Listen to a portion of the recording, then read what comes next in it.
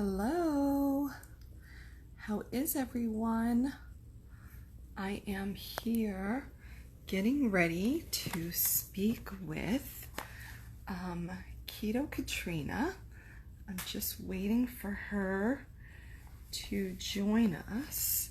Let me see if I can get my other device to work. Oh gosh, I'm upside down. I think maybe this is gonna be backwards. So hold on one second. Let me ask her. Let me just let her know she's here. I don't see any requests. Let me see. Any questions? No. Any requests from... Okay. Okay, she is having technical difficulties. Thanks for joining. I just wanted to let you know that I have turned off the comments because we are going to be having a very lively discussion of Katrina's story here. Let's see if it works, and then I can take off my glasses. Hello, we're here. Hello. I had to figure out how to join. Yeah. Well, I was like, wait a minute. Oh, let me turn that off too. Hold on. Turn off requests. Okay, I've turned off the commenting and the requests. I want to start because I'm technologically inept a bit with pictures of you from before and after right now. So can we just start with that? I'm going to pray that when I'm doing this works out. So this, wait. Hold on. This is Katrina before and after. I hope you can see that without too much glare. It's not too bad. That is, this is her. Hold on, maybe if I put it low. This is her before, and obviously you can see what she looks like now. And then this is, oh, wait, hold on. I got to switch to the next picture. All right, it's all a learning. I know. I'm like, how do you share? I know how to share a screen in Zoom, but I don't know you can share a screen anywhere else. Yeah. So this is, I didn't plan. I've never sat in, I have a guest house that I call my girl cave, and I don't ever open the windows, but today I thought I could use the light would be helpful. And oh, that's a great angle. That's good. Great light. No glare. Right there. So you can see my legs. Are her legs before in the white pants, and then after, obviously, in the skirt. You can even just check out even her feet and the difference in well, in the ankle cuff. The ankle cuff is still there, people. Don't think that has disappeared. It's just much smaller. Right. So anyway, maybe we can show it again toward the end, but I just don't know if I will be able to get it up easily again. So let's just go. Let's just go with that. So I have a little rickety situation.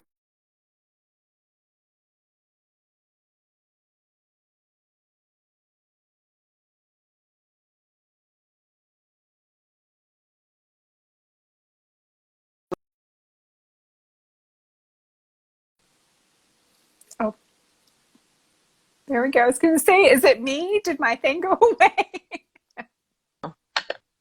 I have a little rickety way that I'm holding up the phone. So I was too lazy to go and get the, okay. All right. There we go. So let me just start by saying that for me, and I had completely forgotten about this till the other day, but Katrina is actually the way that I found out that there was even any such thing as lipedema. And the way that I found that out is a friend was telling me about her keto and different coaches that were available for keto. And she mentioned that keto Katrina. You know, now that I think about it, I wonder if she thought reading your story that I had it. I never thought of that till right now. I bet you she did. Oh, now I really have to call her. Anyway, that is really funny because you know how it's very difficult. You're always in a quandary to know should you tell Yes. someone or not or what. And for me, the only thing that I've found, I've done 3 different things this year. I had my modeling business card that I was like, oh, I need some ladies to follow me. Can I, are you on social media? Could I give you my card? And so I did that like about 3 times last year. And then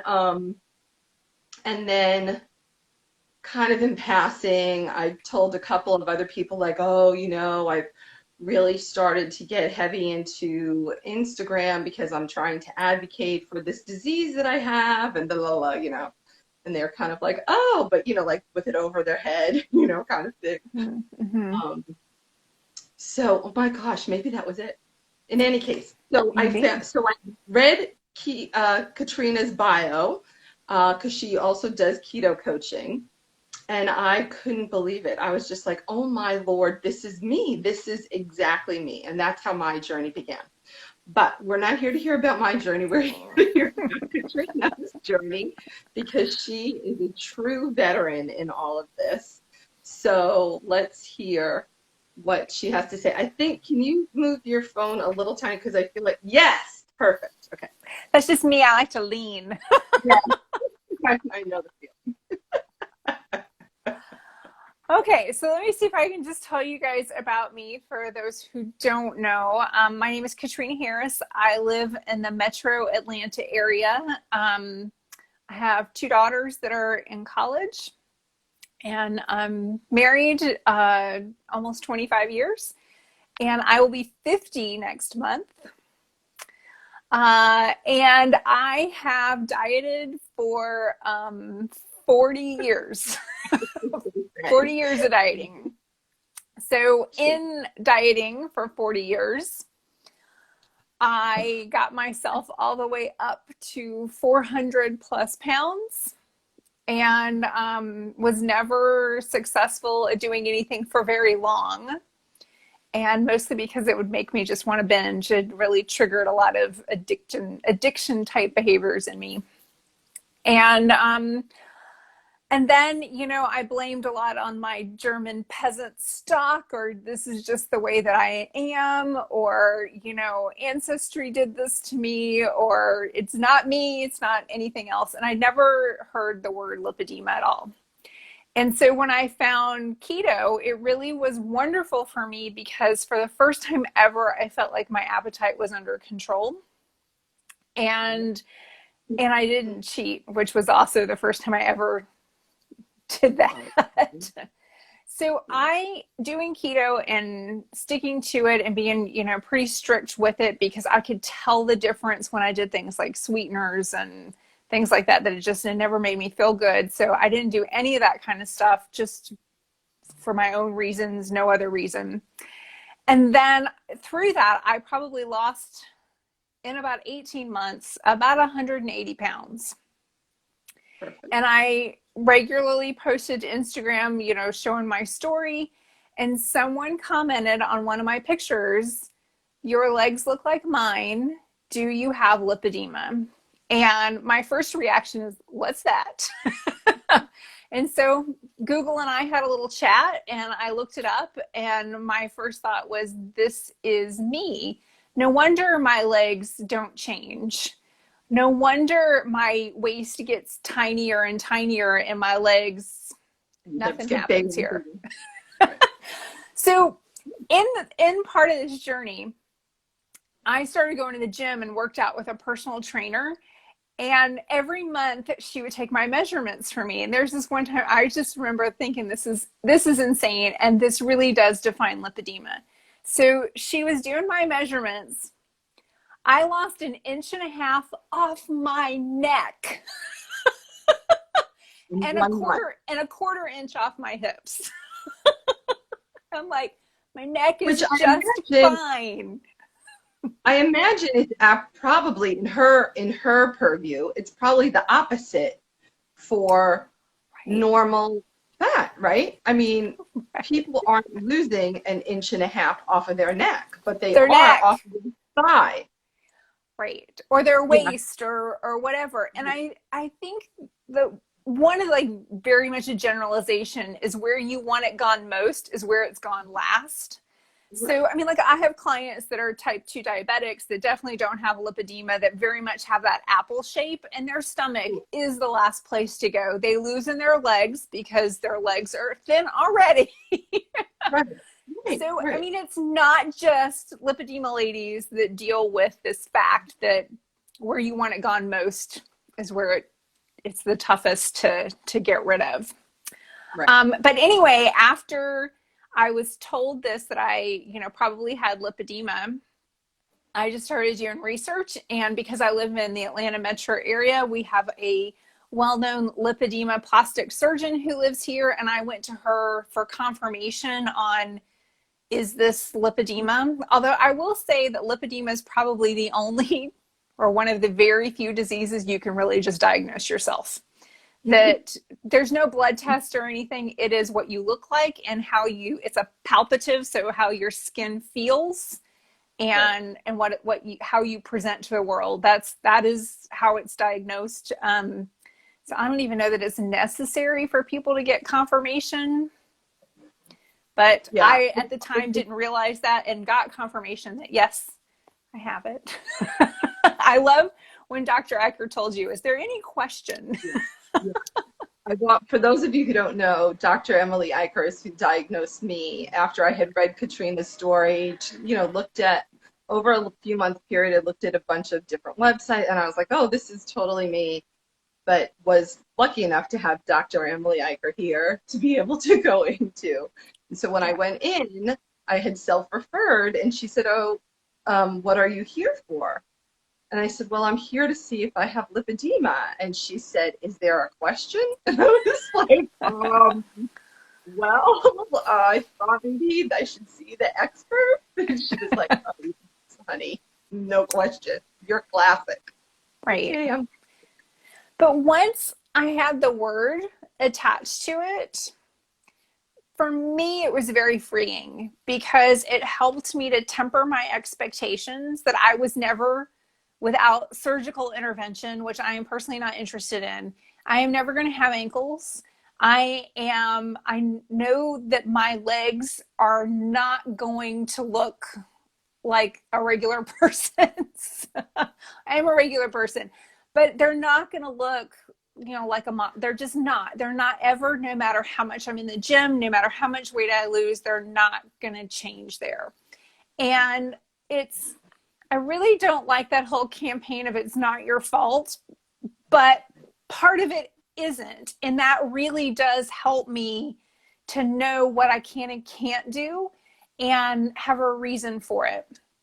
Right. And Beth and I were talking the other day, and one of the things I'm so thankful for is that I found keto first, because I would never have tried keto. I probably would have never done another diet again ever, because part of the lipedema culture is you can't do anything about it with diet and exercise. And I'm here to tell you there's a lot you can do about it.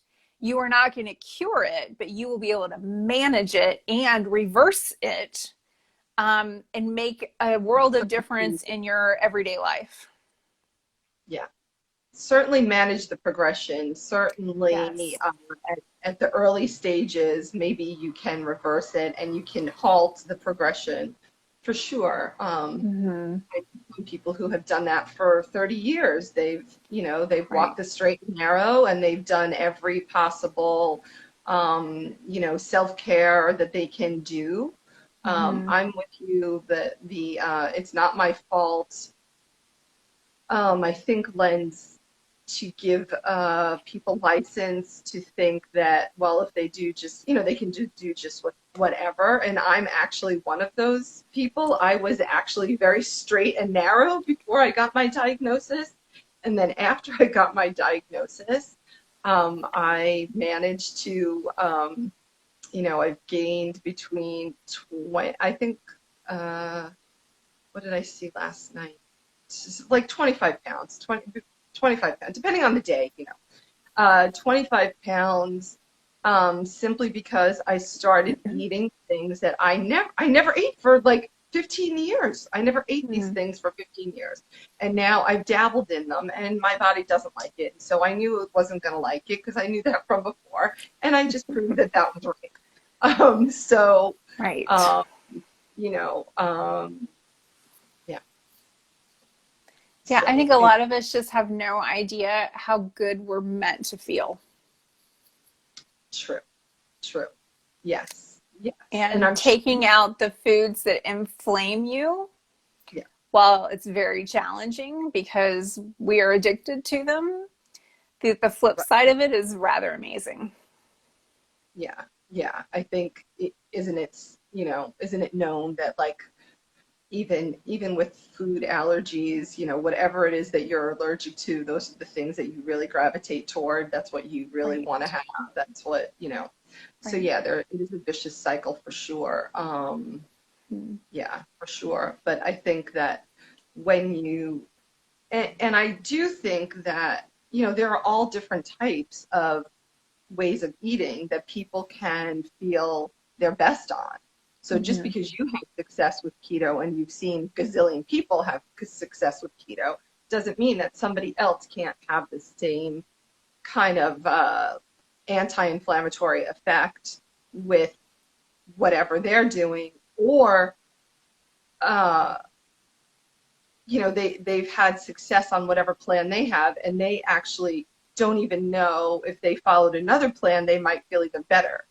I think that that is part of the lipedema world. I think that we have to do a lot of biohacking in as Right. lipedema women. I think that we always have to be fine tuning how can I get to the next better step of feeling better. You know. Right. Well, even in my own, because I've been keto for almost 6 years now, but now we're throwing menopause into the mix, and there's always tweaking that needs to happen. That what worked 3 years ago isn't working today. Right. Right, right. I think you have to be open to that. So why don't you tell us a little bit about what your latest keto endeavor is? Like how I'm eating these days. Yeah, yeah. So I've been keto, like I said, for about almost 6 years. And it was probably like 3 years ago, I did a carnivore experiment for about 6 weeks. And then when I went back to what I was doing, I really didn't bring back the veggies as much as I had planned. Say that again. Was that part of the convention? Yeah, there was a bunch of us coaches that just kind of all did it together at the same. It was like about 3 years ago, Yeah, and you got it to was do just that. That's why I'm it asking. was it was That just was an like a really long time. experiment. It Yeah. was about the same time as one of the as KetoCon. I think that's about Yeah, when it was. that's so Um, fun. but then I went back, but not veggies to the extent that I did, because I realized that my you must eat veggies every day and always have to have veggies on your plate was a cultural thing and not necessarily a nutrition thing. So then another coach that I work closely with had started doing carnivore again, and she was having some good results with her lymphedema. And I was like, I'll do it with you. Let's see what happens. And so it'll be a year for me in a few weeks for being carnivore. Um, and I wouldn't say that I'm like strict carnivore in the sense that I've never gone off of it. I mean, I made meatloaf this week and I used Primal Kitchen's ketchup on the top of it, and I used spices. And I mean, I had a salad at Thanksgiving, but it's very very small amounts. But it started out. I was gonna just do it for a month or maybe two, and here we are a year in. And then a month after I started that, another one of our keto coaches decided to do dairy free for a month. And I said, I'll do it with you because I'm already doing carnivore. What's the difference? And so I did that with her for 30 days. And at the end of 30 days, she went back to her dairy, but I was like, this is pretty good. I like this. So again, I wouldn't say that I am like strict. It's not my religion to be dairy free. I actually have Parmesan cheese every once in a while. But being dairy free was actually more eye opening than being carnivore, because what I discovered was heavy cream makes me not only ravenously hungry, but it gives me like swelling and joint pain. And the way I found out about that, the hunger I discovered like within the first few days of doing it. Again, that'll be a year in July, so 11 months ago. But I let it kind of creep back in a couple of months ago because I don't really like eggs, but I discovered goose eggs. Goose eggs, if you've never had a goose egg, is way better than a chicken egg, and it's so good. So I started making goose eggs for breakfast, and I was adding a little bit of heavy cream, like maybe a tablespoon. So think about a tablespoon spread at like chicken egg size, like over like 4 eggs. It's hardly anything, especially if you're going to split that with your husband. Right. But I started the ravenous hunger started up again. And then I started waking up with my hands swollen and like my skin feeling tight. And I started walking with a limp because my hip hurt. And I'm like, from a blasted tablespoon of cream. Yeah. So I think that that's the biohacking part, is like when you get to the point where your body is really functioning like the machine it was made to be. And then you realize, oh my God, these other things really do impact, impact me. It's, yes. I have a very responsive body. And, my biggest, this is a dumb thing to really say, but my biggest thing lately is I have such an effect by any kind of artificial sweeteners. And it really started with the stevia. And when I think back, about 2 years ago, I went to a naturopath, and for a month I had to like knock every possible thing out, like everything, right? So it was pretty much like a carnivore then, okay? Couldn't have any nuts, no cheese, no anything, but I was allowed to have stevia. So I was allowed to have a stevia protein drink that I think it was not, it was like a vegetarian one or something like that. And every time I would have that thing, I would swell, but I didn't know why, because I was just like, oh, my body's crazy. Never dawned on me that it was stevia. And so like for me, if I do, like try to do keto coffee or any of that, like I have to do it. It has to be plain black, because it's not worth it to me to even have that stevia in it, and I didn't know that for a while. I kept trying and not realizing there was that, but it was amazing when I realized that.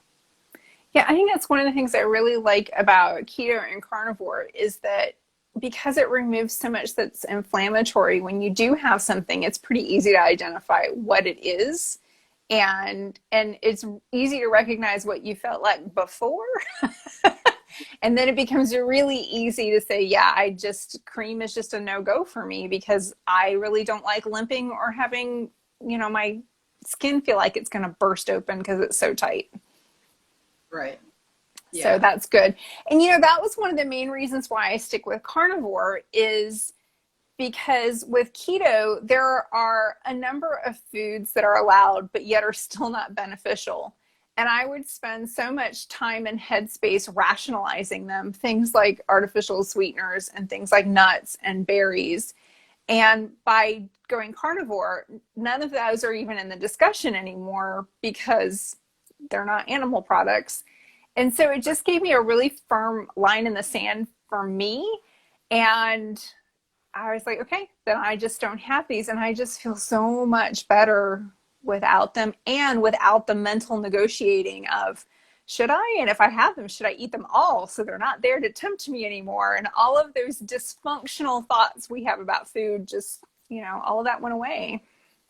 Right.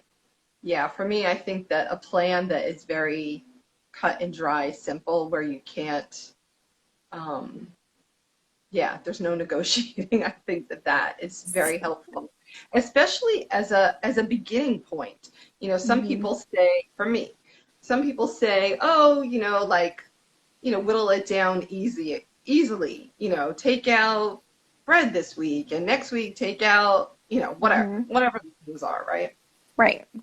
And to me, it's kind of like I personally do better where it's all or nothing. So it's like, okay, Mhm. no, like that's not a choice. It's not it. Right. And I personally actually am started carnivore this morning. I have yet to decide if it's going to be a dairy-free carnivore or not. I have a Okay. feeling I may go the first week, including my and then, you know, this is contrary to what I just said, but I may, because there's a lot of it in the refrigerator, and you know, we're not.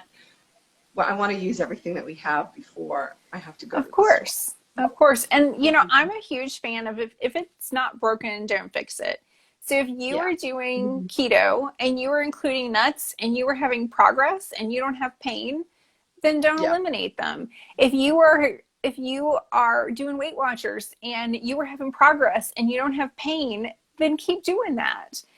But if you are at a point where you're like, I am uncomfortable. I am not satiated. I binge on the weekends. I spend mental space rationalizing things. My pain is not addressed.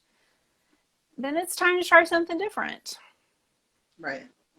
For sure. And, there's a lot of people in the lipedema community that talk about dairy is bad for us. And I think that is also another overgeneralization that I don't think that that is the case. There are some people who are sensitive to it. I have discovered there are certain things I am sensitive to, like cream, but yet cheeses really don't bother me. And it might be because I'm not a huge cheese person, so I'm okay with just a little bit. Um, so I think versus cream, I would like all of it. So I think that there are some things that you can do, and it doesn't mean all dairy is not good for you. Again, it's all about what works for you, your body, and how that impacts your mental space too. Because the Right. mental game is a huge part of this. Right. Right. And we've had so much mental gain, you know, I mean, you know, I would imagine most lipedema women have been on a diet since they were. I think we've probably been on more diets than the average woman. For sure. Mm-hmm. I think because, again, always trying, always thinking that, you know, that's,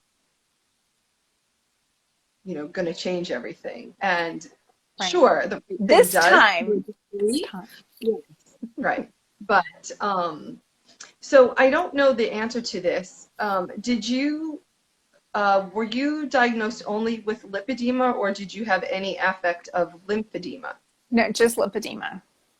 Just lipedema, okay. Mm-hmm. Um, and so tell us about your, one other question. I don't know the answer to this one either. Your family, does your family, are they keto as well, or how does that work? So, up until about a year ago, the answer to that was absolutely not. No one in my family is. But my husband has gone keto pretty much, it's been about a year. Before that, I would have said he's kind of paleo. That he would still eat whatever carb sides I made for my kids, or my mom lives with us too. So, he would just eat whatever. And then he was like low carb plus beer when he went out once a week with his friends. Um, but pretty much for the past year, he has been keto. He is lean. He's got very much a runner's build, muscular, but he's doesn't have a weight problem, has never had a weight problem. But yet he had a little bit of love handles on the sides. And he also is, oh, I forget, there's a word for it, but he also has like sky high cholesterol, which is familial and actually kind of normal for people with his build. If anyone's ever heard of Dave Feldman falls in that same camp too, of just people, and there's a word for it, I just can't think of it. So keto was one of the things he was trying to do to make sure that his doctor wouldn't harp on him about statins, because he did take a statin for a very short amount of time that made him feel like he was on fire all the time. So that was not good. No. So that's why he was doing the keto, and his cholesterol is now, for the first time ever, in normal ranges, and those love handles are gone. But he didn't lose like a lot of weight. He just lost that little bit. Well, he lost the information he needed to lose. That's right. So like I said, he really didn't lose weight. And I really do think keto is like that, because you'll find a lot of people that do it for health reasons, not for weight loss reasons, and they're not losing drastic amounts of weight. They're kind of maintaining where they are. And there are some people that use it to gain weight, which I think is just so fascinating, that we can all eat the same kinds of things and it'll have different impacts on each of our bodies depending on what we need. Right. Right. So, but yeah, my house is full of carbs because my kids are here. And your girls are not lipedema girls? I don't know. So my oldest, I think for sure is. She's got a body very much like mine. And my youngest might, because she's got some of the hypermobility. If she is, she's probably like a stage 0, and she might be one of those people that just kind of stays at around a stage 0. We joke every day with the new bruises that appear on her body, and we have no idea where they come from. But for those of you who don't know, bruises are a hallmark, especially yes. on your lower body and your arms, hallmark for lipedema. Right. But I mean, she's like 5'3" and 120 pounds. I mean, she's not big or anything like that. So maybe, and if she does, it's like I said, it's a super early stage, and she may have to have concerns about it, if she has a baby or menopause or something like that. But I don't. And she's also very atypical, that she was chunky when she was younger and then leaned out at puberty, which is very unusual for especially a female. And she doesn't have pain. No, neither one of them. And I don't either. I've never had the painfulness associated that a lot of people have. I would get heaviness, but not pain.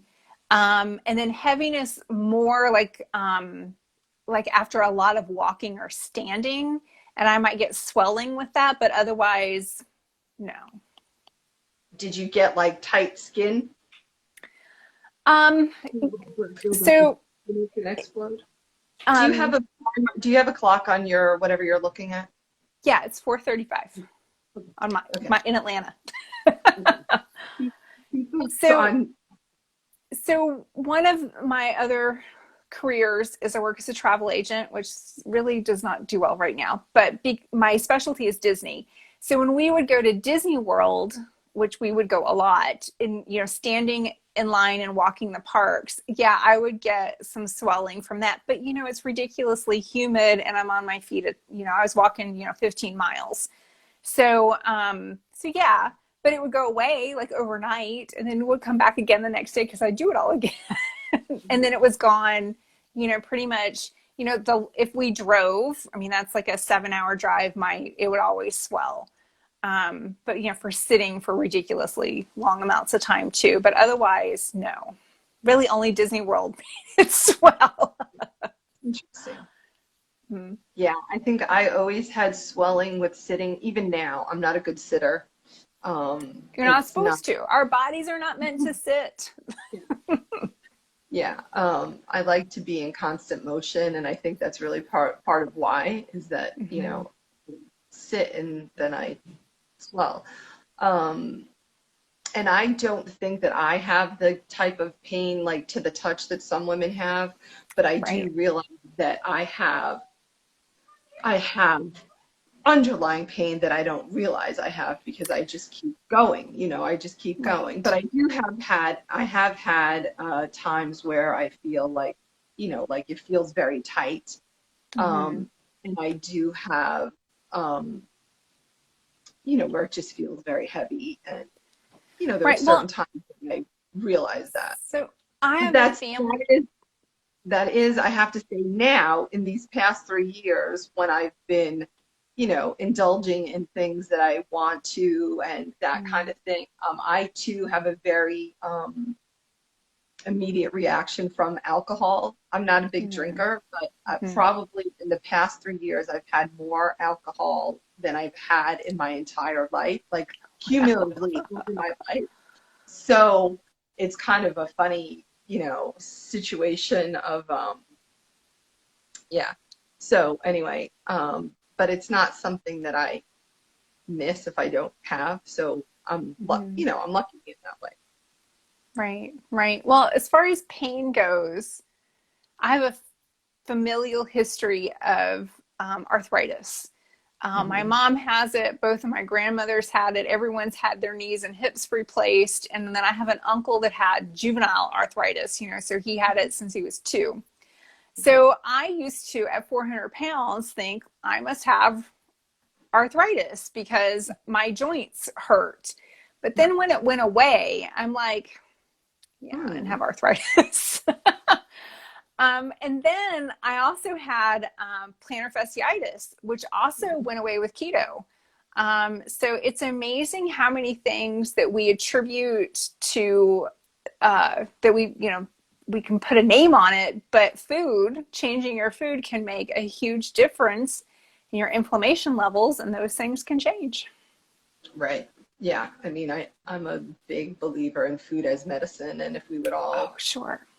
Yes. get to I was on a webinar the other day where the doctor was from another country, and he was dreaming of the day when there would be like everybody would have their own food plan, and we would know that you, Katrina, should do keto carnivore, and Susie should do plant-based, and I should do keto with dairy, that you could just be told, and then you could follow that, and there wouldn't be guessing and trial and error and whatever. And so he thought that day would come. I think it's possible. I think there's so much testing that really you could refine and refine and refine, let alone trial and error. But I think that information is coming. So we shall see. I think, I'm going to put on my tinfoil hat and say if there's not money in it, though, it's never going to happen. Well, it would create a whole new industry, right? Maybe. I don't know. Who knows? But I hear you on that, right? So tell me how you, so go back, I don't know, 7 years. You're 400 pounds. Now you're going to switch to this keto. You start out, and then at what point do you add exercise? So when I started, I never. Are you already exercising? Oh, heck no. No, okay. Absolutely not. So when I started, I didn't even know the word keto. I knew Atkins, and I knew that was one of the things that I could do and do well. And I did better on that than I did on Weight Watchers. It was so funny, again, my dysfunctional brain, I'm like, I wonder if I could do like a week of Atkins and do Weight Watchers on the weekends so I could eat junk. Used to rationalize all of these crazy things, but I didn't do that. Right. So anyway, I probably was on keto for about 6 months before I joined the gym, and I had lost about 70 pounds in those 6 months because I was 330 pounds when I joined the gym. And on the same day I joined the gym, I hired a trainer. And I knew going in that I didn't want to do cardio because I don't like to get sweaty. And we live in the South, and the South is not flat. It's full of hills. And I'm not going to my neighborhood for a walk because it's all uphill, and that's not fun to me. So what I wanted to do was lift weights and get strong and build muscle. And I knew that when you do cardio exercise, you burn while you do it. Then it stops when you stop. But if you are doing weightlifting, you are building muscle. And when you build muscle, you tear muscle in order to do that. So when you tear, your body focuses energy on repairing and building. So that means that you burn fat 24/7, even while you were asleep, as your body uses that fuel to work on your muscles. So I'm like, I would like to burn fat when I'm asleep. So that's what I hired my trainers, like, this is what I want to do. And that is what we did. And so she's starting though with someone who has never exercised on purpose. And, I was 45 and I weighed 330 pounds. So we didn't even do core for another 6 months because I couldn't get on I could get on the floor, but I couldn't get back up. So, she really worked with me. She knew when to push and when to be like, okay, you're good, you've done enough. And she was fantastic. And I worked with her for a year before I started kind of doing it on my own. It's one of the best things I ever did. And what bodybuilding is going to do for you, it is not going to make you lose weight. It's, if anything, it might even make you gain weight, but it is going to completely change your body composition so that you look leaner, even if you've gained weight. And Right. I'm so glad I put that in, when I did. Right.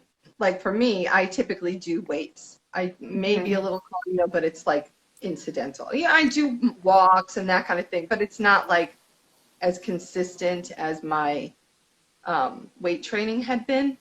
Mm-hmm. And through this lockdown, I have not been doing that. Mm-hmm. I've done like, the weekly walk or, an occasional workout, like that kind of thing, but it's all been very whatever. And my body is legitimately, well, as of today, legitimately, it was 2 pounds more than when we started lockdown. So Mm-hmm. in my opinion, that's nothing. But I feel like I'm very fluffy, like Right. way different. Now, I've been doing some different therapies, so maybe it's made things looser and, you know, whatever, but I feel like I feel, to me, it looks different. And I Mm-hmm. think that it's because that tightness is not there and it's not, maybe that now that little, today, whatever, if I weighed myself 2 days ago, I wouldn't have had the 2 pounds. So it's like, that's how crazy my system is. Um, but I think that it's, maybe the trade out of like whatever I really did gain is because the muscle loss. And so it's just equaled out, that's why the look is different. But yeah, it's kind of fascinating because I have always done the same thing with really focused on the weights because of your more bang for your buck, for sure. Right. Right. So I haven't been to the gym in 3 months. But what I am doing is body weight exercises. Let me tell you, those are really hard. Yeah. But I feel like I have really improved my core strength. I've been doing some yoga, and I feel like when I do go back to the gym, it's going to be a game changer because my core is so strong now. Yeah, yeah, yeah. So for me, along with my carnivore, well, because we're still on lockdown here, so I am going to change to doing 2 consistent workouts per week for sure. I'll Good. probably add more, but those are a given. I'm going to do those as part of Lipedema Month on Wednesdays and Fridays live. Great. Um, and then I am also going to add in the walking because I have a brother who's a doctor, and he would say, Beth, walking is weight training for you. Because you're dragging all of this around. He's like, do you see people when they go out and they wear those backpacks or they wear those vests or whatever? They are adding weight to their body. So you don't worry that this is not a weight training exercise as well. Yeah, I think about that. Like, do you ever do the weights like where you have your arms out to your side and you've got, your it's working really like shoulders in this area, like whether you're doing the arm raises or yeah, or like that. I'm like, Yeah, yeah, I swear these lipedema arms are making it so much harder to yeah, do. no, Yes. that's true. Yeah. And what about pool work? Do you ever do pool work? So we have a neighborhood pool that is open this summer, and I have not gone yet. But I love adult swim because I like to do lunges in the pool because they're so much easier than on land. Yeah. So I can usually do 15 minutes straight of lunges. What's exciting is because of social distancing and cleanliness, we now have a 20-minute adult swim. So I can't wait to go do lunges for 20 minutes instead of 15. But Nice. regular pool work, no, I don't. Just it's hard enough to find just regular gym time, and I'd rather lift heavy stuff than get in the pool. But I love to be in the water, but I just don't do it as exercise. I like to get in there and like float and read my book. Oh, yeah. No, I like to get in and jump around and make sure that I'm getting all that lymphatic massage that goes on with that. It's one of the only things that actually changes my I'm very fibrotic. It changes my tissue to make it soft. It's one of the only, that and the vibration plate for me. I think I'm finding the same results with dry brushing and maybe some reflexology mixed in. Yeah, so for me, that's kind of like essential. So all the things, like I would never do a rebounder because I'm too scared of that, but I can jump I could jump in for an hour in the pool, like, I'm getting that same thing. Plus I'm getting my massage. I feel like it's a double win. Right. Yeah. Yeah, I love being in the pool. So yeah, I think that there's a lot of conservative treatments that you can do besides food and, dry brushing and vibration and pumping and compression and water aerobics. And there's a lot of options of things that you can do. But I think the main thing is you can't run away from bad food. You can't eat inflammatory foods and hope that those conservative treatments are going to do anything for you. Right. Absolutely. That's very well. I'm an example of that. I have not. I haven't. And for me, it will be fascinating to see what happens in 30 days of how less fibrotic my tissue will be. And it will be very interesting because is it going to be simply because I did carnivore? Is it going to be because I'm in the pool every day? Is it going to be because I'm doing that and vibration and dry brushing and some reflex? Is it going to be, but whatever works, it doesn't really matter, Right. I think that that's the other thing. I think that it has to be I don't know, 5 to 10 pronged approach. I don't think you can get off of,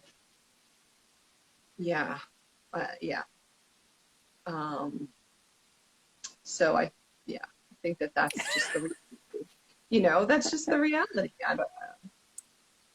And I don't know. I think that we're obviously we have learned tenacity. And, those of us who are doers and goers and seekers and let me try the next thing, there's no grass growing under our feet. We're going to do whatever we have to do to manage it, Right. But I would say, 7 years ago, that wasn't me. That I think that, having some success and getting where your body feels good allows you to go, okay, I can have control over the way that I feel. This is not just something that happens to me, that you can be an active participant in your own life. And I mean, for me, that was keto, that made all of the difference for me because I never felt it with anything else I did. Right. Yeah, for sure. Yeah. Well, and I think that there also has to be a mind shift of, I'm just a big proponent on you have to embrace where you are, right? So, sure, because you are not, there's no change that's going to happen from a place of hate. So if you hate you and hate your body, you're not going to change it coming from there. You need to learn to be like, okay, this is who I am. And there's nothing wrong with loving you and wanting to change you. Exactly. For sure. Exactly. Yeah. I mean, I think acceptance is key. I think for many women, when they get that diagnosis, it's such a mind trip. Um, Yes. And they get so depressed. and it's, so many people think that, with surgical, um, uh, intervention as the only way to get rid of it officially at this moment. I know there's some trials underway that may change that, but um, But I even think that, that, I would say it really isn't because it depends on how skilled and how aggressive your surgeon is as to whether or not they get it all. of Because for course, some women, it becomes worse, or now it's no longer in their legs, now it's in their abdomen. right, for sure, absolutely, yeah. I mean that, yes, obviously surgical, yes. I shouldn't say obviously. Surgical intervention certainly has its It's merits, and it not the also has cure. its It's problems. not. It has its problems, for sure, absolutely. Mm. I have a friend who is a wellness guru, and he was adamant that I actually start with Chinese medicine, like basically like go to China for the guru of the gurus kind of thing, before I would even consider surgery. Because he's like, what happens after you have surgery? Because yeah, you have it out, but guess what? Your system still created it.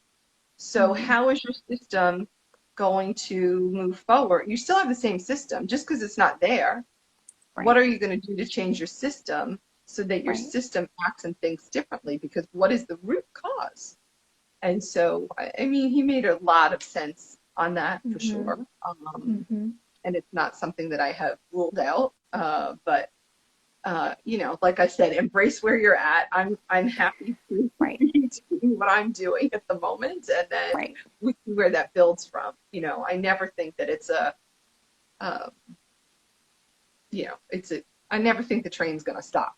It's always going to be some kind of refinement. Right. So, Well, I think that everyone needs to understand that. And it doesn't matter whether you have lipedema or not, that you don't ever cross a finish line, that you're not ever done. That if there are foods that inflame you, that when you lose your weight, say you get to goal, that doesn't mean you can go back to the inflammatory food. You're just never done. right, right. Your health Yeah, journey is your life journey. for sure. Yeah. That's why it's called the journey, right? Yes. Yep. And that's what it's about, is all the steps to, in the direction you want to head in, which is better health. Right, You're not done. You don't finish. You're always going to have to tweak. right, right. Which I think, for me personally, that was a shock. Like I Mm. thought that I was the person. Like I used to not, even 3 years ago when I worked out with a trainer, he would like to go to the park, and I'd be like, hell no, I'm not going to the park. I'm not going to go in public for people to see me. And we came to this realization that I have always thought that if you're working out in public, that you're kind of like showing off. This was my Ah. Mm. interpretation. And I'm not a show off. And so I was like, and that if you appear to be fit and thin and in shape, you're that way. It's not because you're taking care of yourself on a daily basis. Right. And um, but I have a completely different thought pattern now, and it's just it's amazing how I now know that no, everybody works if they're in, and really that's part of your health journey, is you're actually taking care of yourself, and that's a big Mm. piece. Mm-hmm. Yes, for sure.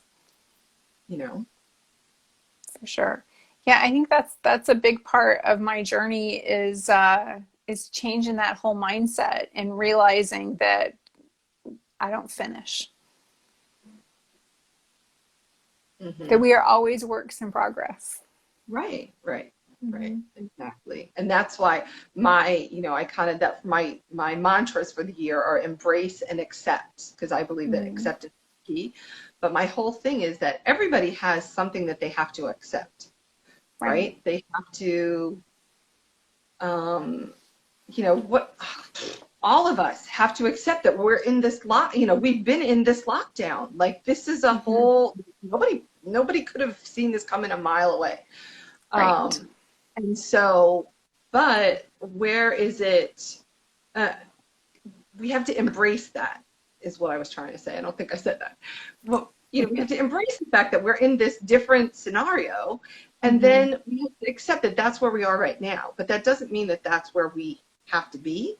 But, we Mm-hmm. can learn to work within that, while embracing our current situation and then move on from there. Right. I think it's a big piece. Okay, I feel Right. like we have about 5 minutes. Is that right? Yes. Okay. Um, any major tidbits you want to share? Anything you think we left out? Anything you think? Um, Let me think. So I think that it's really important to find your tribe.